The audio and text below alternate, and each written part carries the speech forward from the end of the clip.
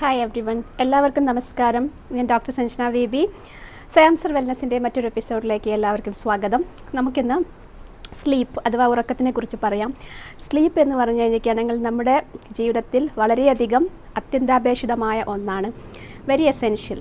അപ്പോൾ സ്ലീപ്പ് ഇല്ലെങ്കിൽ എന്തൊക്കെ പ്രശ്നങ്ങളുണ്ടാവും നോക്കാം. നമ്മുടെ ഓർമ്മകൾക്ക് മങ്ങലേൽക്കും, കോഗ്നിറ്റീവ് ഡിക്ലൈൻ ഉണ്ടാവും, നമ്മുടെ ചിന്താശക്തി ക്ഷയിച്ചു പോകും.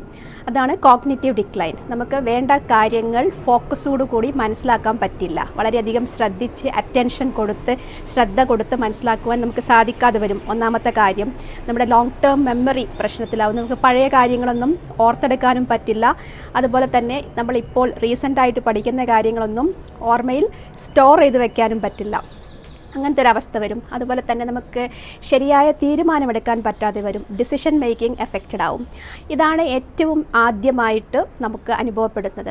അതുപോലെ തന്നെ നമ്മൾ സംസാരിക്കുമ്പോൾ ഇപ്പോൾ കണ്ടിന്യൂസ്ലായി നമ്മൾ കുറേ നാൾ ഉറങ്ങിയിട്ടില്ല എന്ന് വിചാരിക്കുക. പ്രത്യേകിച്ച് ഇത് സംഭവിക്കുന്നത് നമ്മളുടെ ആരെങ്കിലെല്ലാം ഹോസ്പിറ്റലിൽ അഡ്മിറ്റ് ആവുന്ന സമയത്ത് നമ്മൾ അവർക്ക് കൂട്ടിരിക്കുന്ന ബൈസ്റ്റാൻഡറായി നിൽക്കുന്ന സമയത്ത് ഉറക്കാൻ പറ്റില്ല, ഒട്ടും ഉറങ്ങാൻ പറ്റിയിട്ടില്ലെങ്കിൽ തീർച്ചയായിട്ടും ആദ്യം നിങ്ങളുടെ സംസാരത്തെ അത് എഫക്റ്റ് ചെയ്യും. നിങ്ങൾ ഉദ്ദേശിക്കുന്നത് ഒരു കാര്യമായിരിക്കും, പക്ഷേ പറഞ്ഞു വരുന്നത് വേറൊന്നായിരിക്കും.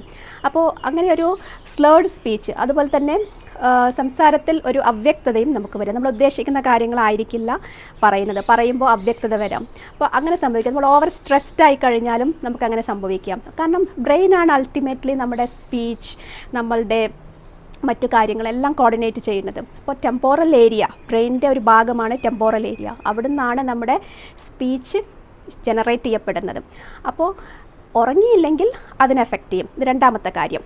പിന്നെ മൂന്നാമത്തെ കാര്യം എന്ന് പറഞ്ഞാൽ, നമ്മൾ കുറേ നാൾ ഒരു കണ്ടിന്യൂസ്ലി നൈറ്റ് ഡ്യൂട്ടി എടുക്കുന്ന ഒരാളാണെങ്കിൽ, അല്ലെങ്കിൽ അങ്ങനത്തെ ഒരു ജോബാണ് ചെയ്യുന്നതെങ്കിൽ, അല്ലെങ്കിൽ എന്തെങ്കിലും കാരണം കൊണ്ട് ഓവർ സ്ട്രെസ്സായിട്ടോ മറ്റോ നിങ്ങൾക്ക് തീരെ ഉറങ്ങാൻ പറ്റാത്തൊരവസ്ഥയുണ്ടെങ്കിൽ അത് നിങ്ങളുടെ ബ്രെയിനിനെ വളരെ മോശമായ രീതിയിൽ ബാധിക്കും. ബ്രെയിൻ ഡിസീസസിലേക്ക് വരും. അതായത് ന്യൂറോ ഡീജനറേറ്റീവ് ഡിസീസസ് വരും, അൾഷൈമേഴ്സ് പോലത്തെ രോഗങ്ങൾ. ഓവർ സ്ട്രെസ്സായിട്ടുള്ള ആൾക്കാർക്കും അതിനുള്ള സാധ്യത വളരെ കൂടുതലാണ്. അപ്പോൾ നമ്മുടെ ഉറക്കം എന്ത് വില കൊടുത്തും നമ്മളത് എൻഷുർ ചെയ്യണം. നമ്മൾ കൃത്യമായിട്ട് ഒരു 6 മുതൽ 8 മണിക്കൂർ വരെ ഉറങ്ങാൻ ശ്രമിക്കാം.